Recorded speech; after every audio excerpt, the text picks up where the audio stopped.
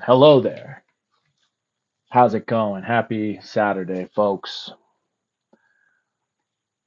We're getting right back into it, as we have been. Staying steady on the study.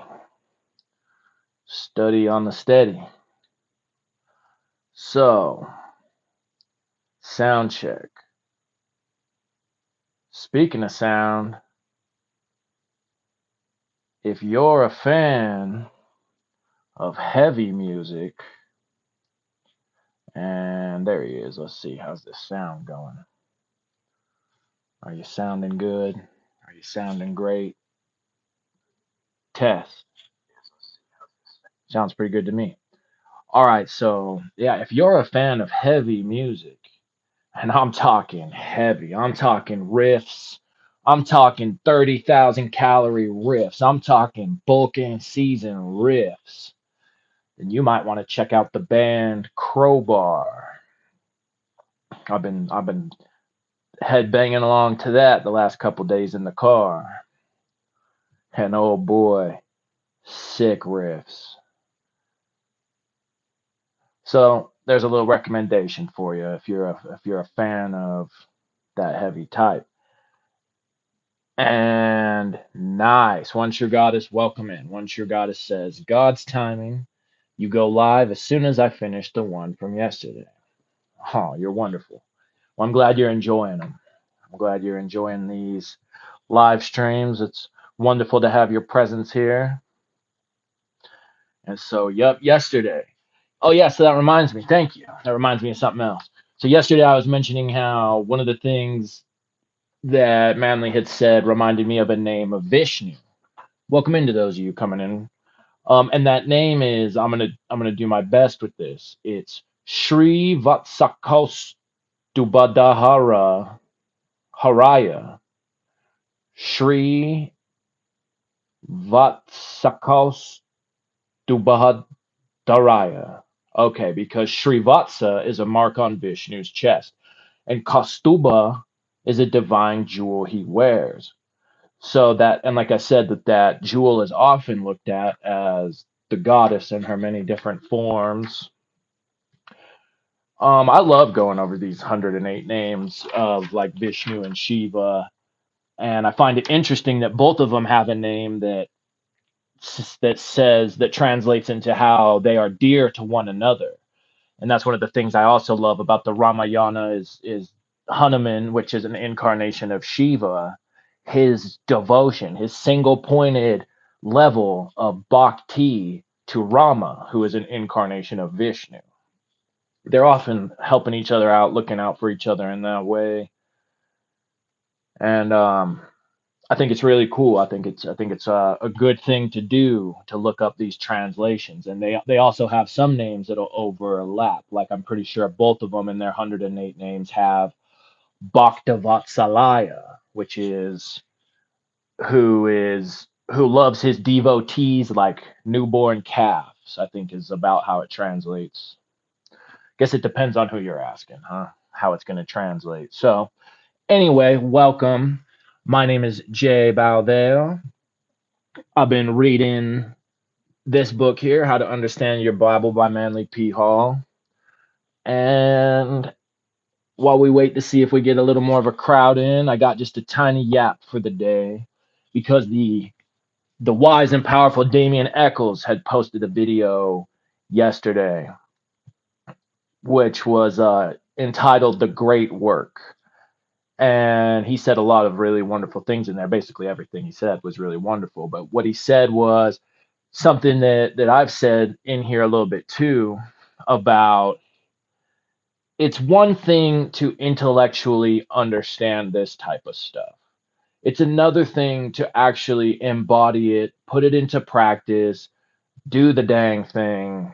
And so it's no matter what tradition you're going with, whether you're going with magic, whether you're going with yoga, whatever, because even Sri Ramana he had basically hardly anybody who came to him, and even though he might say things like the capital S self is God, that wasn't just hearing that for people. I mean, I'm sure that's very enlightening to hear for a lot of people. Welcome into all of you just coming in. However, it took the majority of everyone quite a long time to actually come to that knowing, to that capital K knowing. We could say lowercase k and capital K on that knowing, that level of how you actually know this thing. And so that's why it's important to be doing these rituals. That's why it's important to. So if you're somebody who feels like you resonate with magic, well, make sure you're doing stuff along with actually listening to all different types of teachers and people talking about the rituals they do and everything, because you're going to gain things from doing that you can really only gain from doing it as opposed to just hearing about it. And so that's my little bit of yap for the day. And we can go ahead and get into some tarot. And One True Goddess had requested that I use a different deck today. Because we're reading Manly P. Hall, we will go ahead and pull from the Manly P. Hall Tarot. The tarot he did with J.A. Knapp. Knapp being the artist. And so, let's do that. Do I have any other yap I want for you guys? No, I don't think so. I think that's about all I had to say. Because he also said, Damien also said in there that a lot of these intellectualisms, a lot of this all these concepts, these spiritual concepts, things like memorizing correspondences and all that, it has its place. So that was good to hear him say, because some people, I've heard other people say, oh, you don't need to do that. And maybe not for everyone, but I still think it's going to be beneficial to most people to do stuff like that, especially if you really want to understand things like the Kabbalah. And so the just not getting lost in all these concepts, not getting lost in these arguments, because you certainly will see people out here who are just bickering with one another about what's right and what's wrong. And even though there is a time and a place for scholars as well, because you'll find certain scholars out there who have pretty popular channels who give really wonderful information, but it's from that scholarly lens, that lens of academia. But they will tell you, oh, I don't practice this stuff, I don't do this stuff, that's why I'm not going to teach it in that way. And then on the other hand, you've got practitioners who might not be quite at that level of academia, but have certainly put in that amount of time on the practical level.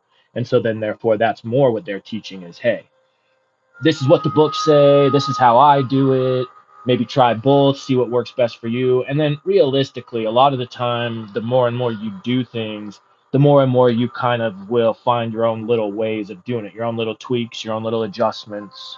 But you don't want to, I mean, you don't want to just completely change things up. Like certain people, like we'll use the pentagram ritual as an example. There are people who, oh, I don't want to use the angels because I want to be Mr. Spooky Pants or whatever, or I just want to use, I don't know, Roman gods or stuff. But then they'll like put Roman gods, they'll put these gods in there that either sometimes you'll see people who won't even put it in from the same pantheon. They'll have an Egyptian god over here, a Roman goddess over there, whatever. But then other times you'll see them where it's in the same pantheon, but it's like in the mythology, these beings didn't really get along so well. They kind of didn't like each other at all. And so that's where putting in some of this research and to go along with all of that is important. So, okay, I think that's about all I've got to say. And now let's get this deck shuffled up. So this deck is really wonderful, and once I pull the card, I will show you why. But I would like to warn anyone who goes ahead and gets this deck in advance. Um, it's a little more on the expensive side. It's still not horrible, but look at this. So these cards are really, really flimsy. They're very delicate. So Should you decide that this deck is worth the purchase, well, you heard it from me that I mean, I'm sure there's a couple other people who have given that warning elsewhere, maybe in some reviews or whatever, that it is a pretty flimsy and delicate deck. And also, Gareth Knight talked a little smack on the art in this deck, but you know what, Gareth Knight, this deck is beautiful. So get out of here with all that, huh? All right, let's get to shuffling. And Manley also called this, same as Crowley, the Book of Thoth.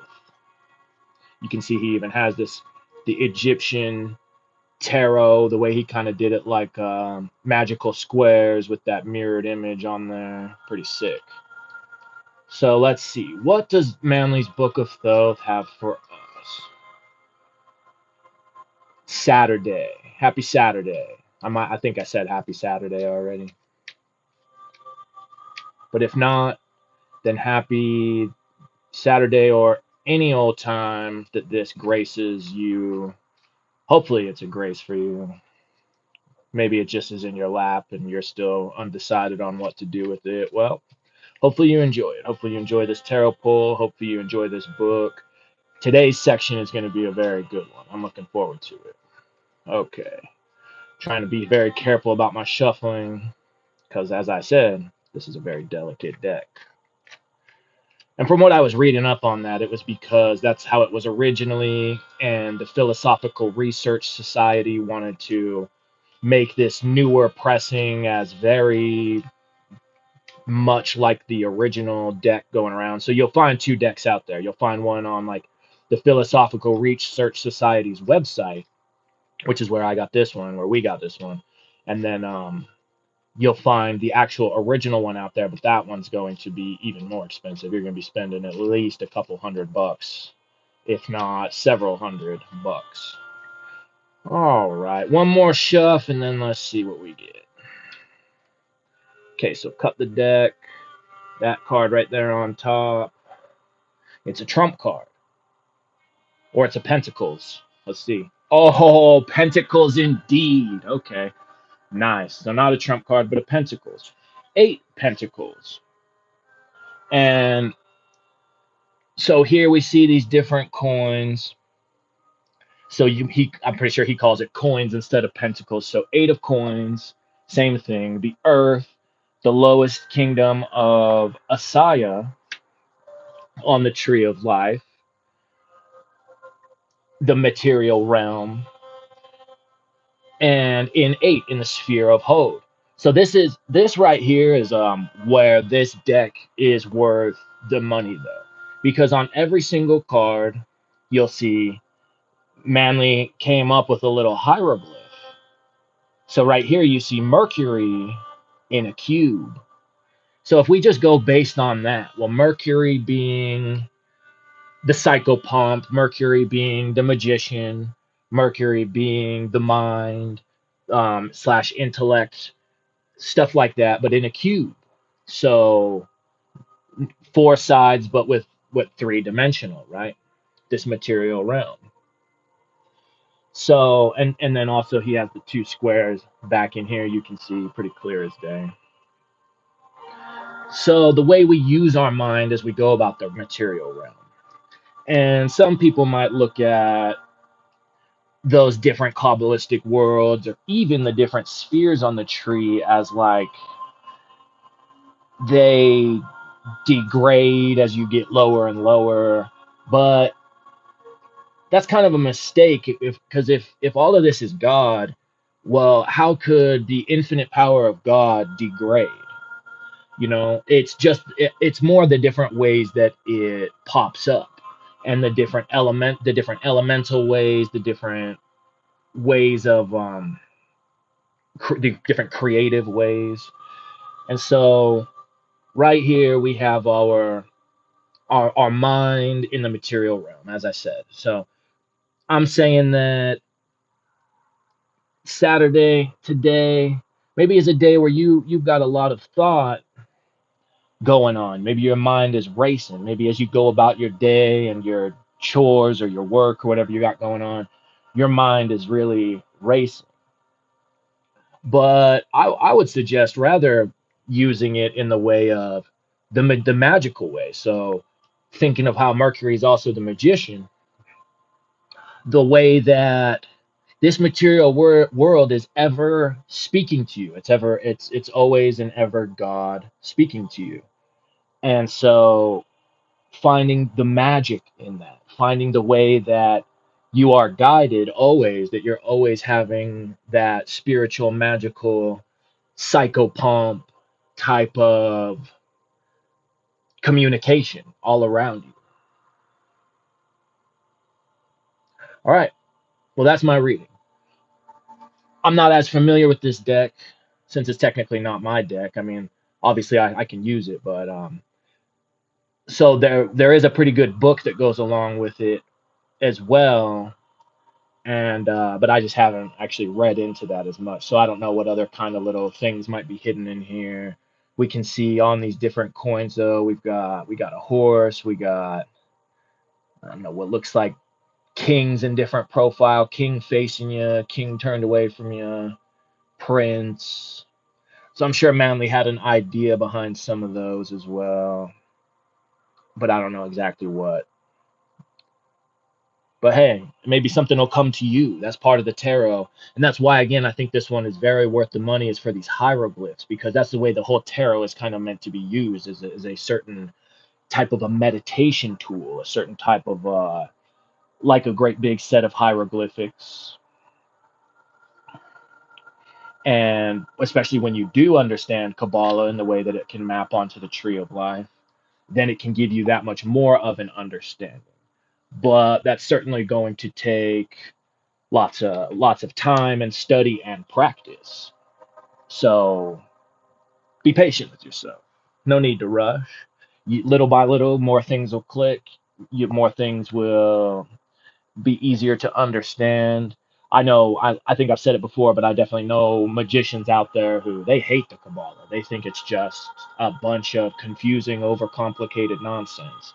And they're still very good at their magical craft. So if you're somebody who loves it, I personally love it. So I stay pursuing after my understanding of it, but maybe you're not. So, all right, with that being said, let's do it. Let's read some Manly. Let's try to understand our Bible on this sunny Saturday. Sunny here again for me, but where you might be at, well, I don't know. Could be a lot of things, I guess, because this world is a big one. And there's my bookmark in this one. Since my death card is in Karma Yoga, I've got this devil card here in the Understand Your Bible. And we're starting out, this section is going to be good.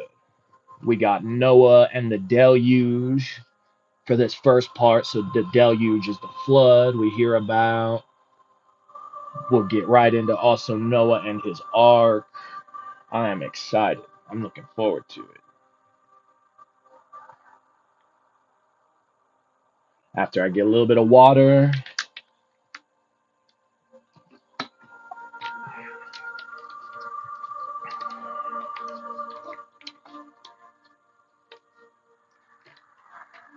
All right, so section 3 and the first part, Noah and the deluge. Seth occupies a most important place in the order of the patriarchs. Seth is the first of the perfect men. According to the Kabbalistic interpretation of the Bible, there were 13 men born perfect. The inference is that in the end, these 13 will be the Messiah and his 12 disciples. There appears to be a direct reference to this mystery in the words of Christ. Before Abraham was I am, and you were with me before the worlds were. The 13 perfect men represent the flowering of the ages. In each order of descent of the patriarchs, there is one who is perfect. The first is Seth, and the second is Noah. And that actually reminds me of something else I was going to say. So yesterday, while I was reading, we got to that part where I had Travis remind me of that Bible verse where Matthew 11:12, if I'm remembering right, it said, and since the days of John the Baptist, the kingdom of heaven has become violent, and the violent take it by force. So if what Manly's saying is accurate about all these biblical figures are symbolic in some type of way, well, John the Baptist was Jesus's teacher. So if we look at like the aeon that we just had before Aquarius, right? The aeon of Pisces, which is often why Jesus, you see the fish, and he was the fisher of men, all of that, because of the Pisces, the fish symbolism. So if the aeon before that was represented by John the Baptist, and perhaps in that aeon, from what that Bible verse is saying, that aeon is when this, you could say, this war in heaven started, and maybe before that it wasn't a thing. But we'll see if Manly has any more to say on it. But already, so that's a way where I'm like, oh, okay, so based on what he's here, based on how he's teaching us and telling us to understand this Bible, that gave me, at the very least, that gave me some more to think about. But time will tell just how accurate I guess that is. All right. It is written in the Talmud that Noah was born with white hair, a strange, prematurely aged creature whose father was so vastly amazed at his appearance that he hastened to his guide and counselor, the ancient Methuselah, saying, "What manner of offspring or son is this?" Methuselah replied, "He is the one who is to bring the oblivion. Therefore thou shalt name him Rest, or the suspension that is to hang above all things." Therefore the child was named Noah, which means rest, or that which moves not and is suspended above the oblivion. Noah is the 10th descendant from Adam, and Noah is the son of Lamech, and Lamech is blind. In the line of descent from Cain, every fifth patriarch is a murderer. Uh-oh. In the case of Lamech, it is written that he was blind and used to hunt with the aid of his son, a small child. This child, perceiving a strange object at a distance and thinking it to be an animal, pointed his father's arm so that Lamech shot the creature and it fell dead. But upon approaching, they discovered that they had killed a human being. The little boy explained to his blind father that the man who lay dead before them had a horn in the middle of his forehead. Whereupon Lamech fell to his knees in great anguish and cried, "I have slain my own ancestor Cain." For the Lord had placed a horn upon his forehead that every man should know him.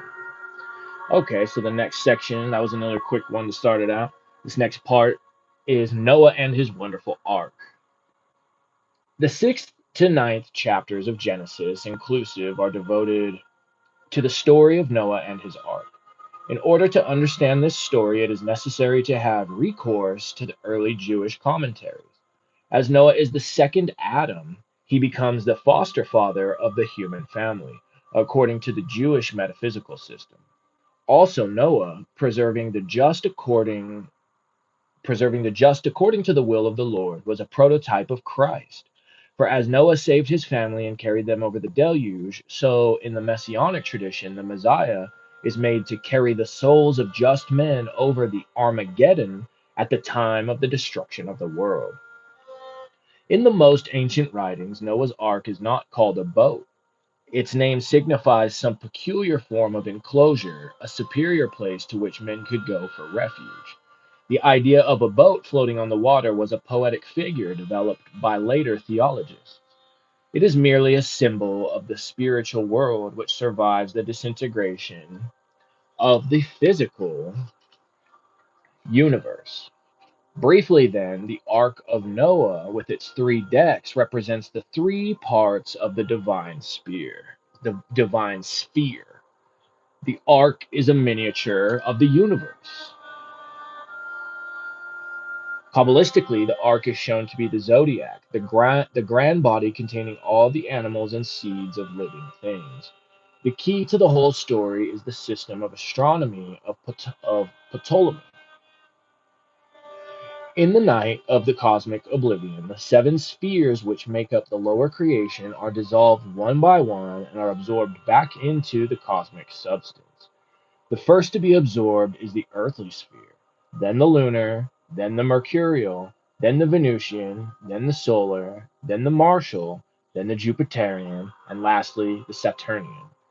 As explained in the Greek mythology, Saturn in the end eats up all his children. This means that during what the Hindus call pralaya, or cosmic night, the lower worlds sleep, and everything that is below the zodiac rests in a state of chaos. The ark is, therefore, the zodiac which rides securely upon the face of oblivion. Dang. The ark is the zodiac. Hmm. According to the ancients, the mundane universe is enclosed by a crystalline sphere of stars called the angelic world. This sphere is divided into three parts, according to the same rule still employed in astronomy. There is a northern hemisphere of stars and a southern hemisphere, and these are separated by an equatorial belt called the zodiac. These three parts of the heavens are the three decks of the ark. They are also the three sons of Noah. The mast which Noah placed in the middle of the ark is the polar axis. According to the Talmud, Noah took into the ark 365 kinds of reptiles and 32 major divisions of animals. As the serpent was the symbol of the year, the 365 reptiles are the days, and the 32 major divisions of animals are the 32 paths of wisdom described in the Kabbalah. These paths consist of the 10 sephiroths and the 22 letters of the Hebrew alphabet. And WT, welcome in. Great to see you. Says, just woke up, made it. Heck yeah, you did. Right on time. There are some fragments of the Noah myth not very well known to modern Bible students. According to one of these, there was an animal called the reem that was too large to get into the ark. In order that it might be saved, Noah tied a rope to the animal and allowed it to swim behind the vessel. This legend is derived from the same source as the Hindu account of Vishnu, who assumed the form of the great fish and pulled the ark through the sea by a rope fastened to his back. Yeah, absolutely. That's definitely another of the different incarnations, which is also certainly great to look up along with those names. And that one, oh, what one was that one? Matsya, maybe it was. I don't know. Don't quote me on that one. You might definitely check it out yourself, but it might have been Matsya, but I might be screwing that one up. But yeah, basically, where it actually was like a narwhal, if I remember right. So it was like this big fish whale that Vishnu took in it. I think it had a horn on its head, like a unicorn, like well, a unicorn horn, but that's a narwhal as a fish. Um, if I'm remembering correctly. But that one I'm a little less familiar with than a couple of his other incarnations. Okie doke. As all the principles of life are enclosed within the ark, it is necessary for the principles of matter to be there also. Therefore, we learn from the ancient Jewish writings that at the time of Noah there was also upon the earth a very good giant who was named Og, king of Bashan. As Og, or maybe it's Og, we'll say Og, as Og was too large to get into the ship, he is depicted in the ancient Kabbalistic figures as sitting astride the roof, being fed by Noah through a small hole or window. It was most necessary that the deluge should accomplish precisely its purpose. For this reason, the ancient writers go into considerable detail in describing how the oblivion was brought about. There were giants upon the earth, and if the waters came from below the giants were strong enough and numerous enough to close the fountains of the earth. If the waters came from the heavens above, these same giants were so tall that the earth's surface could be inundated and they would still escape. To solve this problem, the Elohim caused the substance of the deluge to flow first through the sphere. Oh, nice. Page 49. Man, that's funny because I just had a heavy deja vu for a second there, too, on this last paragraph. Okay, so through the sphere, right, of Gehenna, and thus to descend as a blazing deluge upon the place beneath, destroying all things. From this account, it is evident that the ancient Jewish rabbins did not consider the deluge to have actually consisted of water, but the term water inferred cosmic substances. According to these same rabbins, the water of the deluge was both male and female. This was because part of the waters descended from above the firmament, and part came up from the abyss. The two streams then mingled in Gehenna and flowed forth upon the temporal earth. The male and female waters are those described in the first chapter of Genesis as the waters which were above the firmament and the waters which were beneath the firmament. To release from the firmament the upper waters which caused the deluge, Jehovah removed two stars from the constellation of the Pleiades, and to stop the flood, he replaced them by taking two stars from the constellation of the Great Bear. In the preceding chapter, we learned that the sign of Taurus represents Eve. Therefore, the Pleiades, which are in this constellation, are the children of Adam and Eve, and thus we discover in Cain and Abel a key to the reason for the deluge. The two stars borrowed from the Great Bear, or the Ursa Major, the Big Dipper, for anybody who's not very familiar, are guardians of the pole and represent the reestablishment of order or the replenishing of the polar axis. Dang, Manly P. When the flood subsided, the ark is said to rest upon Mount Ararat. Ararat is the polar mountain, the Olympus of the Greeks, the Meru of the Hindus. It represents the first firmament or the heavens which are above the earth, that is, the sphere of the fixed stars. Remember that Saturn is the chief of the Elohim in that he is the eldest of the seven planets or Chaldean gods. It is Saturn who says in the beginning, "Let there be a firmament in the midst of the deep." When the first day of manifestation or remanifestation begins, the Saturnine principle of crystallization dominates space and the firmament is manifested. Mount Ararat, upon which the ark finally rests, is the foundation of the new creation, the first sphere of the renewal of life. It is therefore represented as a high peak, but it has nothing to do with the physical mountain by that name in Syria. When the ark has come to rest and the Holy Spirit, or breath of life in the form of a dove, is sent out, the new day of manifestation begins. From the suggestions and interpolations from various sources, it becomes evident that the story of Noah is far more complicated and far more interesting than might first appear from the Bible account, I'll say. It is therefore now necessary to interpret this allegory with the keys supplied by the secret doctrine. All right, then.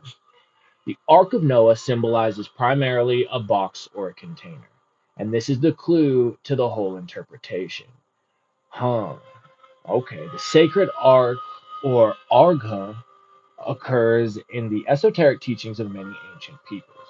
The Ark of the Covenant, containing the sacred relics, was carried by the Jews throughout their wanderings in the wilderness.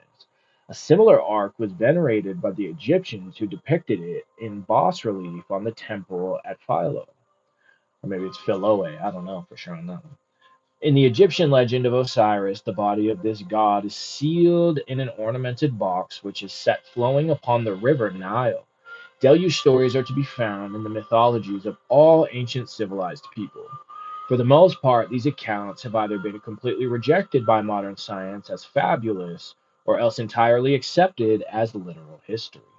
The possibility of a secret or allegorical meaning has been, for the most part, ignored. Well, they'll do that. They will do that. Yeah, so that's what we were saying at the end of the stream yesterday a little bit. About a metaphorical flood. So think about how else everybody's tripped out about the world's going to end now, the next time. The Bible says now, the next time it'll be in fire, right? But what if that's the fire of the Kundalini awakening? I didn't come up with that though. I've heard other people say that, but hey, it's a pretty good thought. The fire of the spirit, the fire of man, or the majority of man at least. But yeah, maybe a bunch of people are gonna fire missiles and go hide in their bunkers. I don't know. What time will tell though. Okay, so sick. We have another illustration here showing Noah and his wonderful ark. Dang, I almost bought a magnifying glass today, but it was at Walmart, and so I thought it was gonna be like maybe a crappier one. So I wanted to like look maybe if I can find a better one somewhere. That would have sure been awesome to have because I can't read what some of these say. It's too small. However, over here I can read it and it says, Noah and his wonderful ark. In this rare and curious Kabbalistic figure, the Ark of Noah is shown to be symbolic of the tomb of Christ. The figure of Noah lying in the ark has the nail wounds in the hands and feet to show that he is a type of the Messiah. So let's see if we can see that. Yeah, kind of there. Definitely in the feet. You can see right there those holes and the blood gushing out.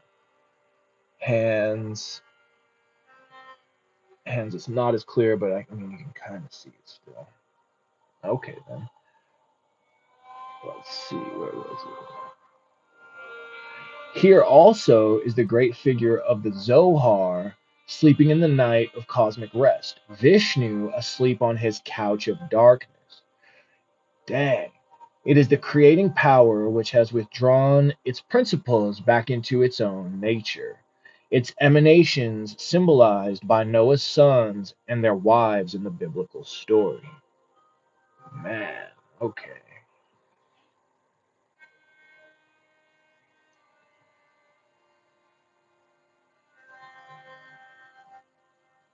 Yeah, I'm doing my best, but that writing is pretty hard to read. But still, we know from that what it's supposed to be. I'm just not sure. I would be curious to find out what this other little writing here has to say. Huh.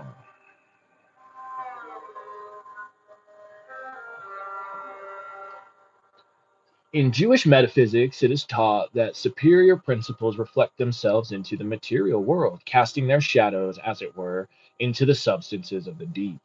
This is according to the Hermetic law of analogy, which declares that those things which are below are like unto those things which are above. By this rule, the spiritual nature of man. Oh shoot! And think about what we pulled though. We pulled that 8 of coins, and what did we see? Mercury, right? That magical figure, which could just Mercury could be looked at as still that create since it's the magician, that creative force, even kind of sort of the same thing here in a cube, right? In a box. Oh, manly, you sneaky little bugger. All right. So, before I interrupted the sentence, we were right here, I'm pretty sure. Yeah. By this rule, the spiritual nature of man is reflected in his corporeal structure, the body being the shadow of the soul. Every part and member of the body, every function and process taking place within it, bears witness to cosmic law, eternal in the heavens, that is, existing forever in the superior nature. The ark is the symbol of the seed. Metaphysically, this seed, in the case of man, is a spiritual vortex containing within it the germs or roots of his mental, emotional, and physical natures. The seed, reflected downward, becomes, by Hermetic analogy, the physical body itself, within which, as within a chemical retort, the alchemical process of life takes place. The physical man is therefore a unity, or one living creature suspended from a unity, one spiritual entity. The body is the physical manifestation of recondite and superphysical agencies fashioned like unto its cause, and bearing witness unto the law. Plato refers to the body in one place as like unto the shell of an oyster, and in another place he calls it the sepulchre of the soul. This sepulchre, sarcophagus, or burial chest, is also the Noahide Ark. The thoughtful student will therefore realize that the account of the deluge has two widely different meanings, I'll say. One relating to the sphere of causes, and the other to the sphere of effects. Man, oh man. The thoughtful mind can never cease to admire the rare skill with which the ancient scriptural writers incorporated many meanings into a single script. That the book itself, like the truths for which it stands, might actually be all things unto men.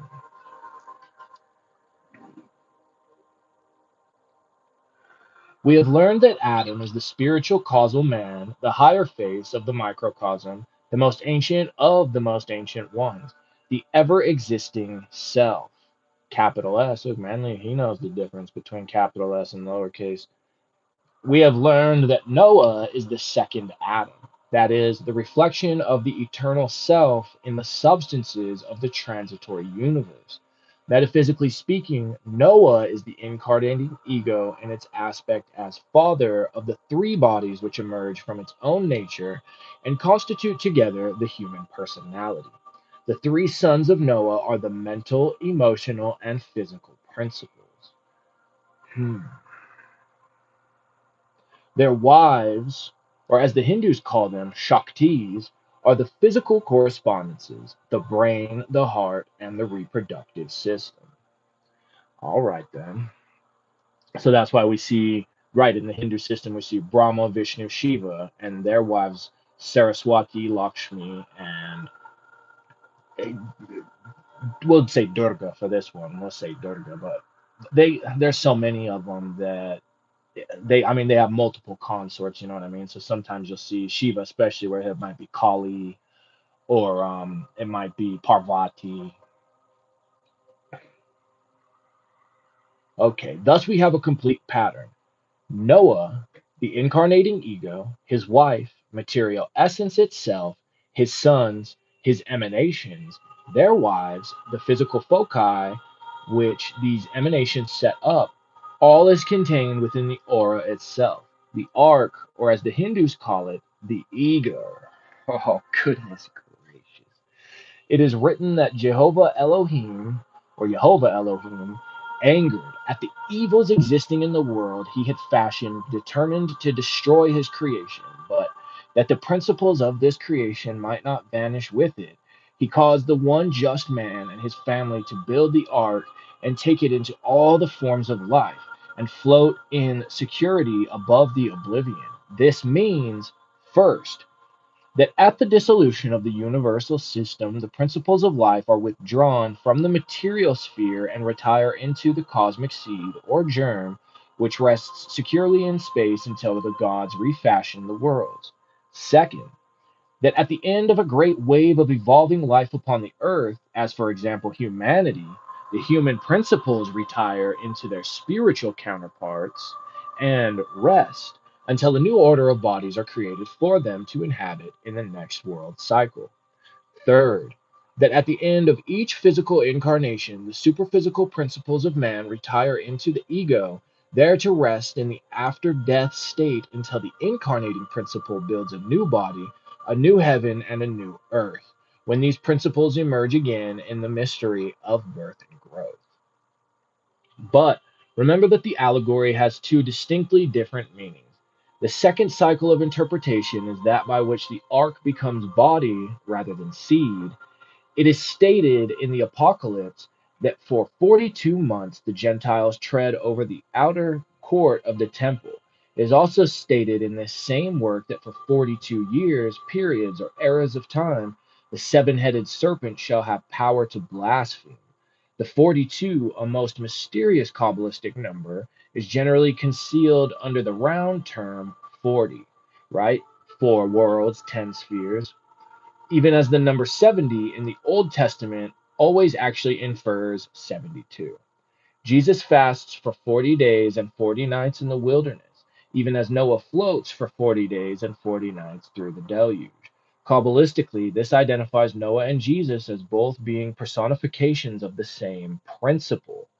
Ciphers are frequently ignored in certain forms of the Kabbalah. Thus, the 144,000 in Revelation becomes merely 144, or 12 times 12, referring to the zodiacal cycles. The 40 days of Noah therefore become 4 cycles or 4 periods. By one key, the 4 races which make up the involutionary cycle or the cycle of descent ending with the Atlantean or fourth root race.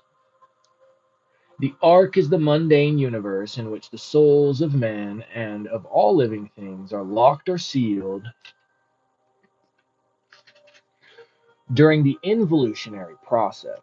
The outer world or temporal existence is symbolized as a chaos. Man is a spiritual entity living in the material universe as light surrounded by darkness. He is a cosmos floating in the chaos. He is potential wisdom surrounded by ignorance, that is, by the sphere of the unknown. The 40 days of Jesus in the wilderness represents the travail of the human soul achieving realization, and the four cycles of which it is a symbol are the suffering and travail of humanity seeking to establish order, peace, and security in the phenomenal world. According to the Kabbalah, Noah carried the body of his ancestor Adam into the ark, and when the deluge had subsided, re entered the body. Hold on. And when the deluge had subsided, re entered the body on the hill of Golgotha.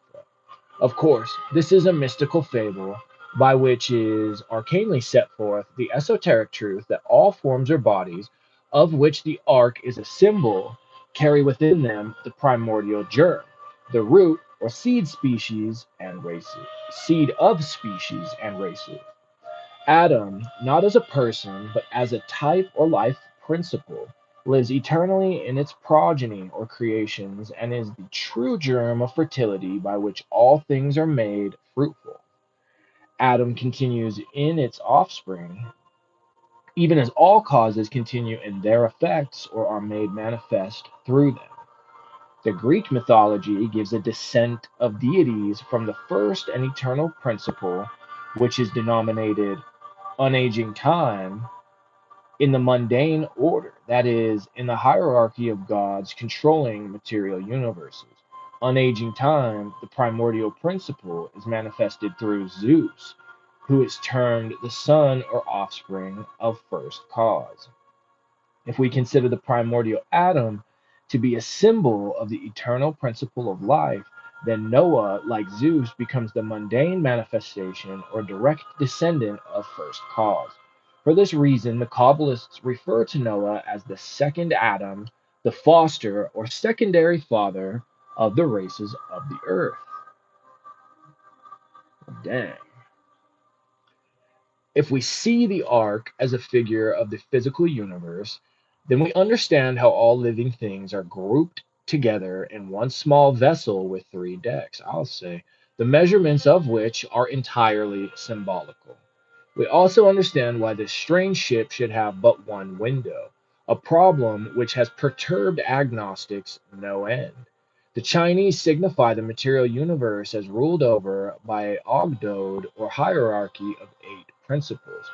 Quan and Qin, the male and female potency, which combine in six combinations called the sons and daughters. And think about that one window. So if he's saying the ark is symbolic of the human body on the one hand, then that window is the window we all see through, right? Which is, I mean, if we're talking actually see through, your eyeballs, the way you that's only the one and only window you see through. You actually, and that's what a window is made for, is to, well, to let air in on the one hand, but also to see. This account belongs to the most ancient of the Chinese sacred books, the Yi King, or Classic of Change. Confucius wrote an elaborate commentary upon this work, which he declared contained the secrets of the whole universal emanation. Poets have likened man's terrestrial state to an exile in a desert land, humanity cast away on a little globe in space, surrounded by an inconceivable infinity.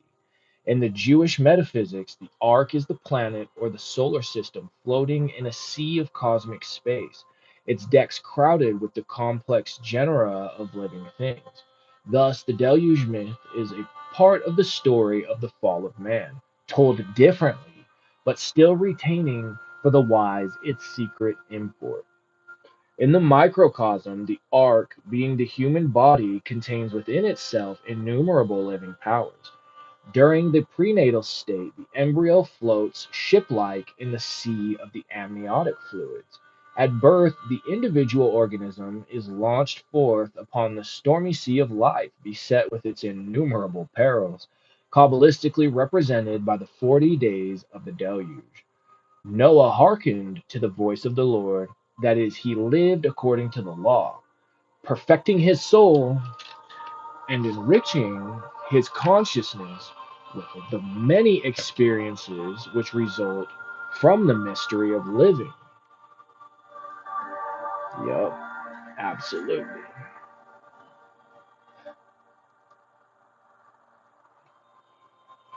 As a consequence, the Lord protects the life of Noah and brings the ark at the end to a safe resting place upon the Mount of the Illumination, Ararat.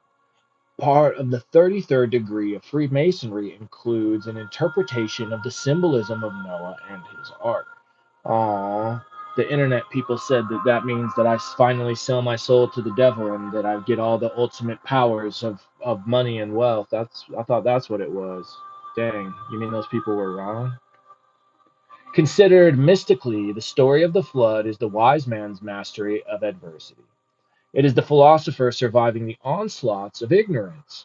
It is the illuminated mystic, or the illumined mystic, floating safely over the chaos. Other interpretations should also be considered. And so, see, that's it's good that I brought up that recent video of Damien Eccles because that was basically what he was saying too. That divine union is that in a kind of different set of words. He said this exact same thing, where it's this union of the spirit and the matter in a perfect way. Even the same way Sri Ramana talks about, where you're not constantly somewhere else, where your head's not always somewhere else, where you're not even focused on the thing you're doing because you're just somewhere else basically. And so right there, if you're at that illumined state, you'll be floating safely over the chaos of life.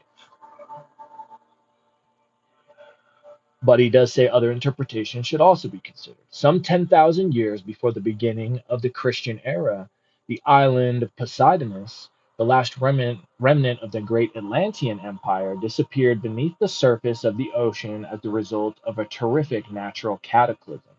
The records of this destruction have survived as tradition and form part of the legendary history of most ancient races. Plato had received the account of the sinking of Atlantis from the records left by Solon. He realized, or maybe it's Solon, I don't know.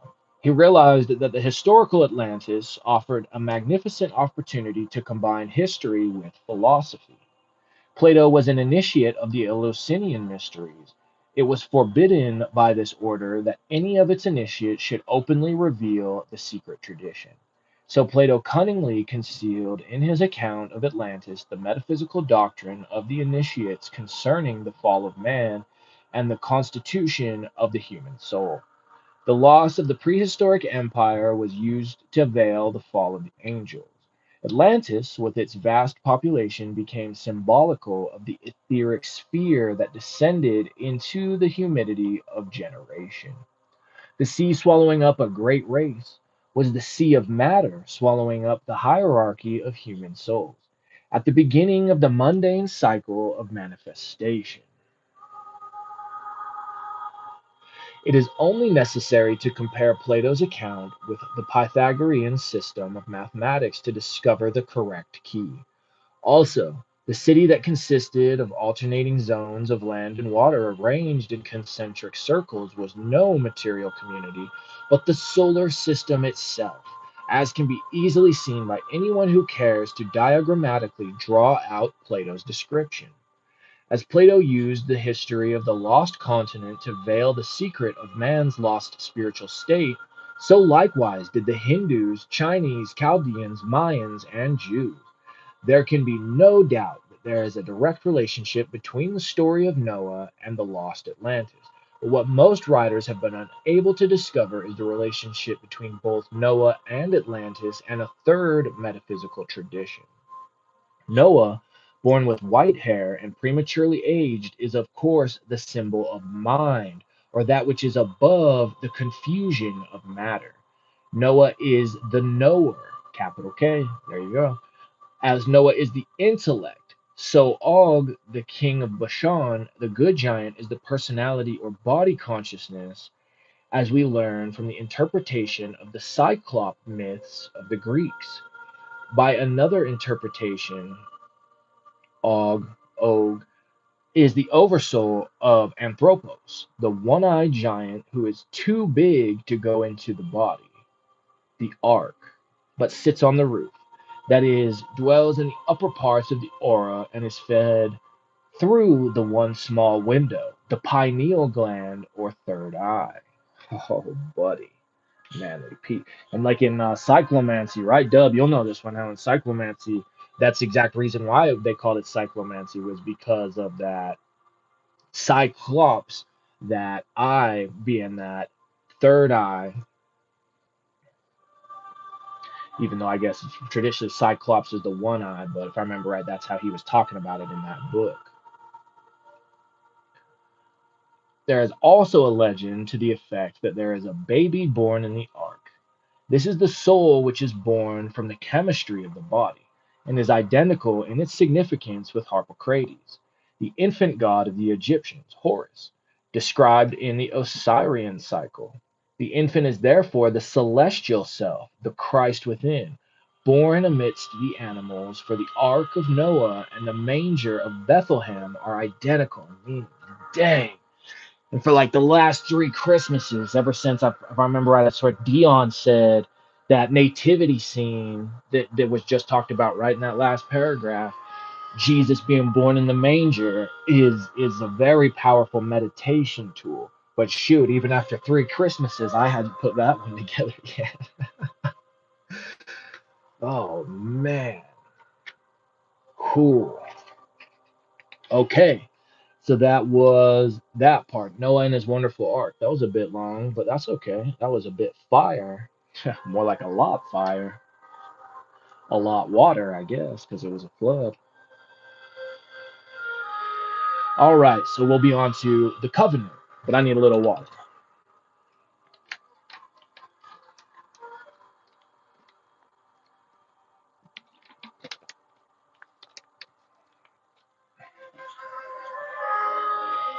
All right, so the covenant. The ninth chapter of Genesis describes the covenant between Noah and the Elohim. The symbolism of the rainbow is extremely obscure. In Genesis chapter 9, verse 13, the Elohim Jehovah says, I do set my bow in the cloud. Maybe it's my bow in the cloud, and it shall be for a token of a covenant between me and the earth. Among ancient peoples, the rainbow was regarded as a bridge connecting heaven and earth. In the Norse mythology, this is Bifrost. Up this bridge of light, the Asses climb. I don't know if that's how it's said. Asses climbed to the royal palace of Asgard. Maybe it's Aziz then.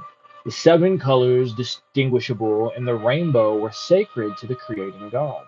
And from the earliest time, the priestcrafts distinguished their ranks and offices by the color of their garments. Even in the Christian church, certain colors are associated with the saints and the persons of the Godhead. The Gnostics related color and sound, assigning one of the chromatic tones to each of the vowels. As the white light of the sun contains within it all the colors of the spectrum, so the divine effulgency, the eternal light of God, though in itself colorless, contains the spectrum of the creating principles or gods which emerge from it and become the formators of the worlds. It cannot be supposed that the ancient peoples were entirely conversant with our modern scientific concept of light and color, but they did associate the seven colors with the planets, the worlds, the invisible heavens, the orders of angels, and the aspects of the divine nature. The rainbow is therefore an appropriate symbol of the divine power. In it were visible together the colors of the seven worlds. The appearance of the rainbow at the end of the deluge appropriately symbolizes the releasing into manifestation the energy of the Logos through its seven principles, the builders of the cosmos, or those archons everybody's so scared about. The reestablished universe, according to the Kabbalah, is divided among the sons of Noah, who therefore become symbolical of the creative trinity. To Shem is given the center of the world, or according to the Chaldeans, to the central band of constellations, i.e., the zodiac. To Japheth is assigned the northern part of the world and the northern constellations. To Hom, the southern extremities of the heavens and the earth. Of the parts and members of the grand man of the Zohar, Shem receives therefore the heart as his throne or dominion, and Japheth the brain. To Ham is given the generative system. Thus, consciousness is Shem, intelligence Japheth, and force Ham are the creative triad remanifested after the oblivion. Ham is called the Dark One because he represents the physical universe, and the dark earth, which is its most appropriate emblem. From Shem, Japheth, and Ham descend the races of humanity, and to this newly established humankind is given the collective term Israel. The word Israel signifies not the Jew in particular, but all humanity, and the evolution of man in the period subsequent to the Atlantean deluge is symbolically described by the wanderings of the 12 tribes of Israel. These tribes are the 12 orders of human beings dominated by the 12 signs of the zodiac. All right. Another little quick segment in that section. And now we're on to the Tower of Babel or Babel. I think it said Babel, but I know everybody says Tower of Babel, but I've heard the scholars say Babel, so either way, potato, potato. In the ancient Hebrew language, the word which is translated ladder can also mean a hill, a mound, or any artificially contrived means of ascent. It is quite possible, therefore,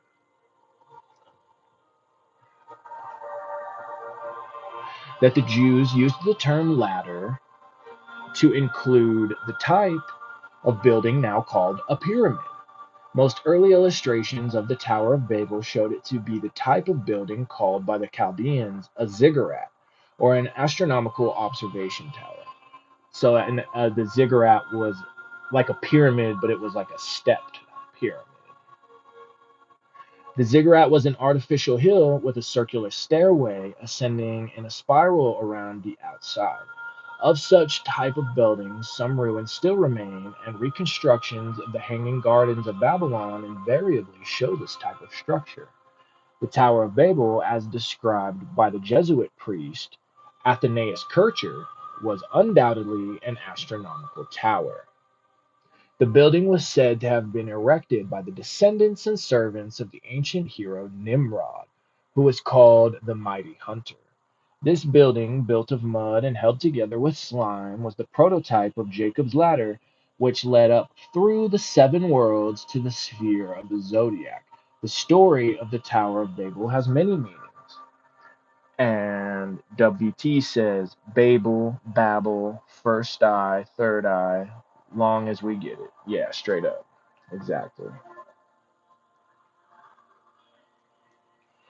Okay, so the story of the Tower of Babel has many meanings. One, it is a form of the world mountain, Asgard, Meru, Olympus, the axis mountain of the ancient Egyptians, the symbol of the North Pole.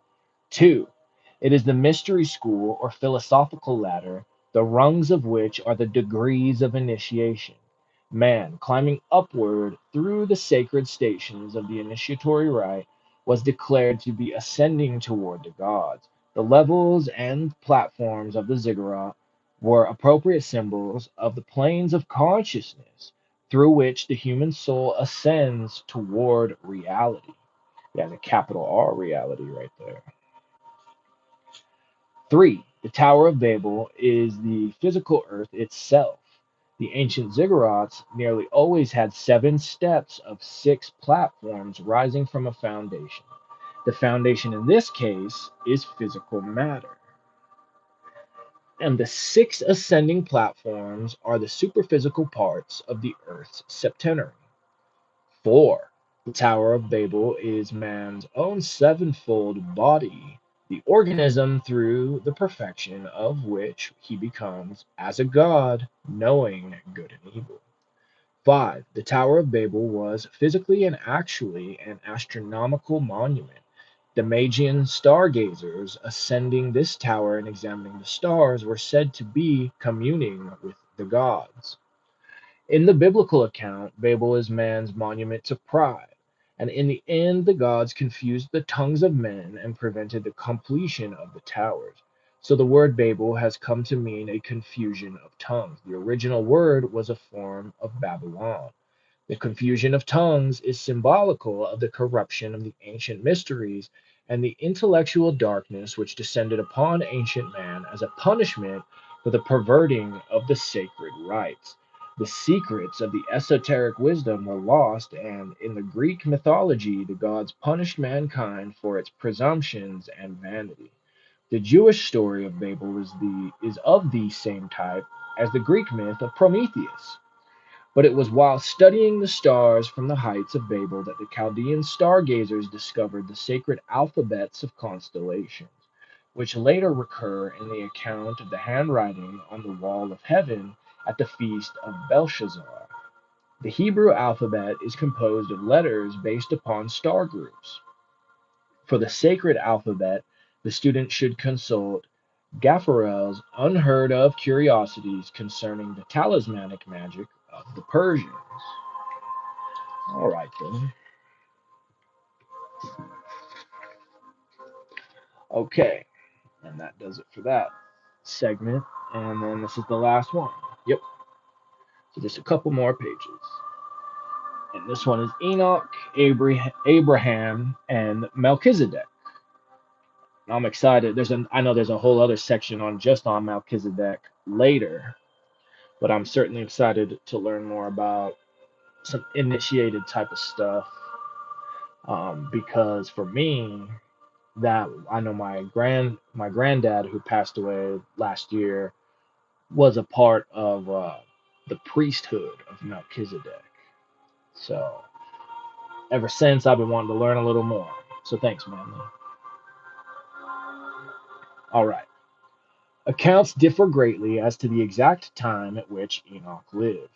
According to some opinions, he lived before the deluge and inscribed the wisdom of the prehistoric world upon pillars which survived the destruction of Atlantis.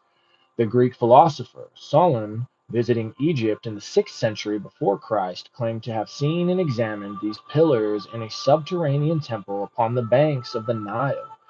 In the Kabbalistic legends, Enoch, the second messenger of God, was one of the messianic gods or perfected men. He did not die, but ascended to heaven, walking with God. The most significant part of the story of Enoch is the apocryphal account of the building of the royal arches. With the aid of his son Methuselah, Enoch is said to have created a subterranean temple. This consisted of several rooms, one above the other, each with an arched ceiling descending from one room to another in the heart of the earth. Enoch placed in the lowest of the arched chambers a golden triangle with the secret name of God inscribed thereon. After the translation of Enoch, the site of his temple was lost, and for centuries men sought in vain for the secret room. Later, when Solomon resolved to build the everlasting house upon Mount Moriah, his workmen, when digging the foundation, discovered the sealed up vaults of Enoch. Solomon's temple was therefore built upon the site of the mysterious temple with its 7 arched rooms. In Freemasonry, the symbolism of the royal arches of Enoch is carefully preserved. The whole temple is an astronomical mystery. The 7 rooms, one above the other, represent the orbits of the planets. The golden triangle concealed in the lowest room is man's own triform divinity, or threefold ego, the principles of will, wisdom, and action hidden in the dark substances of the material world. By one interpretation, Enoch is the human spirit itself, the builder of the 7 bodies or arches. For the spiritual part of man is the only part which walks with God and does not know death. Abraham means a Brahmin. Nice. And seems to refer to an importation of Oriental philosophy at some remote time in the history of the Jews. Abraham comes into the presence of Melchizedek, and at their meeting is the first record of the ceremony of the Eucharist. It is commonly believed that the word Melchizedek means king of righteousness, but this is an orthodox version at the expense of accuracy. Melchizedek actually means hail to or honor to or power to Sedek. Therefore, the name can be freely translated as the authority of Sedek or Sedek is king. Melchizedek, prince of Salem, really means then Sedek is king of Salem. The word Sedek is Egyptian. Sedek was the father of the artificer gods of Egypt. The seven gods called the Kabiri are the children of Sedek. Melchizedek, therefore, is the father of the planets, or astronomically, the sun. Yo, and my granddad's nickname, everybody called him Sonny. What the heck?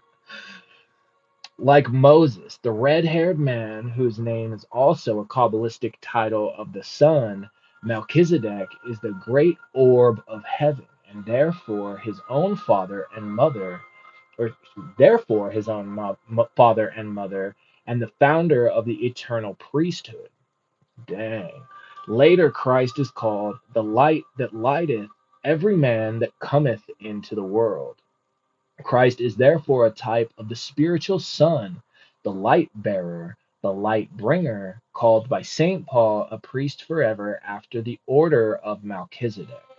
In other words, a priest of the sun or of the solar mystery or of the eternal light. Woo! Cool. Wow. All right. Well, that does it for section 3 of this wonderful book.